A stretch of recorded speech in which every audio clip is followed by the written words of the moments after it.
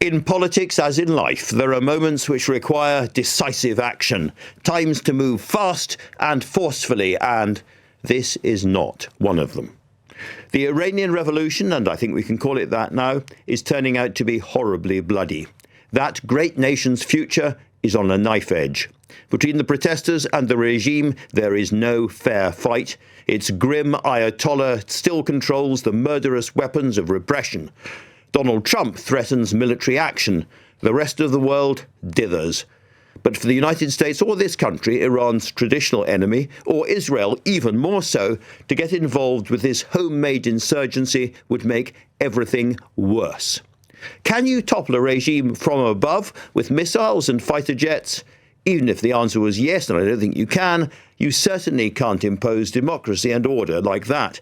And I can't think of a more effective method for rallying Iranian society back towards the Ayatollah and his Islamist thugs than for Iran's old enemies to join in. This is a trap.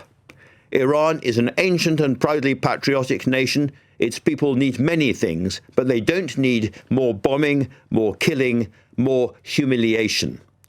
Now, of course, deciding not to intervene carries risks as well, most obviously of the state repression working and the protesters being defeated and then arrested, tortured and hanged. This is all highly unpredictable. An even bloodier crackdown could change the moral calculation about how the outside world should react. And meanwhile, not intervening means hanging around, shifting from foot to foot and mouthing platitudes about standing with the Iranian people. I think we should certainly now prescribe the IRGC, or Revolutionary Guard, in this country and treat Iran as a pariah state. But after what's happened in Iraq, do we really want to see Western troops back in that part of the world? After Venezuela, is there really an appetite in Washington for another war? The former French Prime Minister, Dominique de Villepin, has said that intervening could create a situation of chaos that might make things worse. Who is de Villepin? These days, he's nobody much, except a guy who got this right. In a moment, we'll get the view of the EU with its High Commissioner for Foreign Affairs and Security, Kaja Kallas. But let's begin tonight with one of the most outspoken and best-known British Iranians, the actor, comedian and writer Omid Djalili. Short of fighting, what should the West be doing? It's a very good question. In the 2022 uprisings, the Mahsa Amini Woman Life Freedom Revolution that happened, there was a real push to put the IRGC, the Islamic Republican Guard Corps, onto the terrorist list. Because once you do that, you freeze their assets, the regime becomes isolated, you close down the embassies, and then that kind of cuts off the regime and they will have to go in a bloodless way. I know that didn't happen. I know Keir Starmer today has said that he's not going to do that. And there are reasons, I think, behind the scenes. We kind of know one of the reasons is because the British Embassy is still open and that keeps the intel flowing through. But what we can do mainly is raise awareness about this and also really remind everyone this is a human rights story. A lot of people in Britain feel that when it comes to Israel, the Islamic regime is a country that stood up to Israel, bombed Israel, and a lot of people have this feeling that the enemy of my enemy is my friend. So I think a lot of people don't want to wade in because they think, oh dear, I might seem pro-Israel. So I think we have to really raise the awareness. That is completely wrong. People who understand what's been happening in Iran is absolutely outrageous. It's outrageous because you can be for Palestinian rights and also support the people of Iran. And this is not a romantic idea of freedom. This isn't sweet. And by the way, we are talking about a real differentiation. People think this is also getting rid of Islam. No, Islam is a legitimate faith. What even my Muslim friends are outraged by, this is a bizarre, lunatic, fundamentalist version of Islam that actually Muslims try to detach themselves from. So that is what the people are trying to free. I'm a Baha'i, and the Baha'is are very much a persecuted minority. And I know I've got the parents of friends and family in Iran. They come to your house, shoot you in the head, throw your body in a ditch, and then they present the families with an invoice that you have to pay something like $5,000 to release the body. And part of the invoice includes bullets that were used to kill your loved one. So you're paying even for the bullets. So we're talking about a remarkably repressive regime. This is the regime of the angry old men against the rest, in some ways, it looks.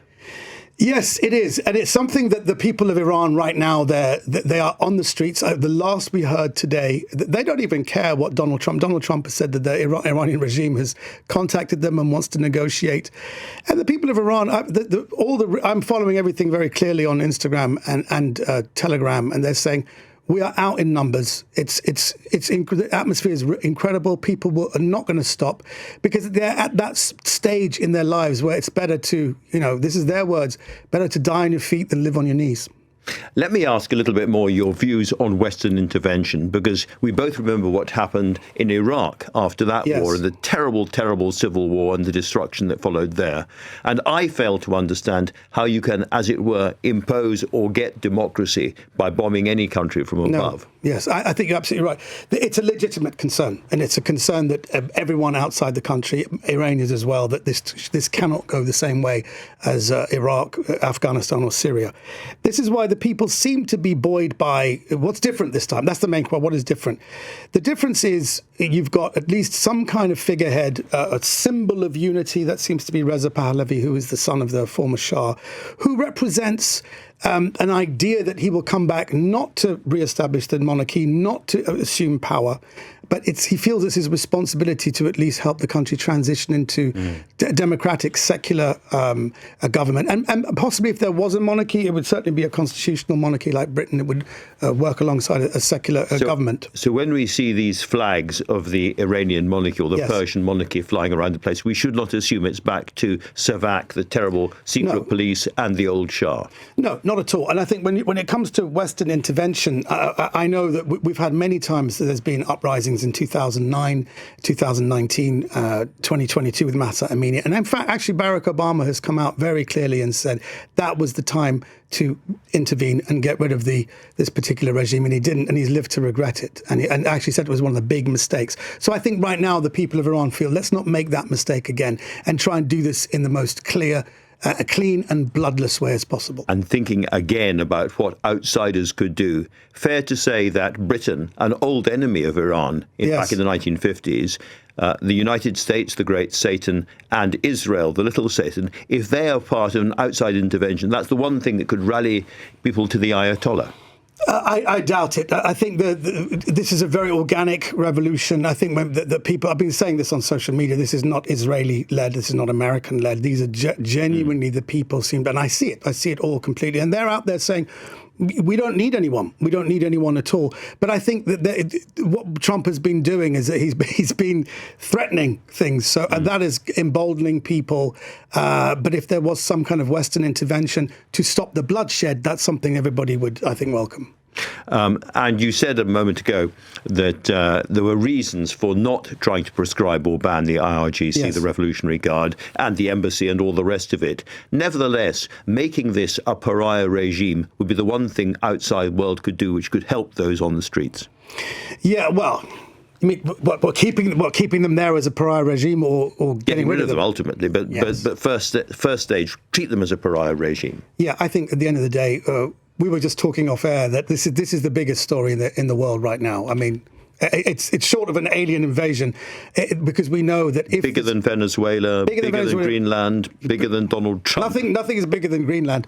But I think I'm joking. But I think that at the end of the day, if this regime goes and is replaced with a secular democracy, you will see a lot of that money. It's an oil-rich country, and this is why people are angry. That this is a regime that has spent a lot of its money on international terrorism, and there are certain towns and cities that don't even have clean water, they don't have electricity. But that money will be used for the people of Iran, and also it will change the whole region. I think there'll be no more. You'd like to think there's no more terrorism. Terrorism may always exist, but certainly the funding of terrorism is extraordinary. And when you look at what the Iranian regime was trying to do with the protesters recently, they were offering them $7 a week. Here's some extra money, so you stop protesting. Whereas a normal Hamas or Hezbollah terror person is paid something in excess of $1,000 a week. So it is interesting that they are prioritizing terrorists. Bad news for terrorism, bad news for Putin's Russia, good news for the rest of the world. You've just said it. Final thing, what would you really like to hear tonight from Sir Keir Starmer about this? I would like him to show support for the people. I'd like him to say that, look, there is a concern that Iran represents an anti-Israel stance and, to be to be pro-Palestine and pro-Palestinian rights is not in conflict with supporting the people of Iran. The people of Iran want freedom, and we, as a British government, we support them. That's all we want, really.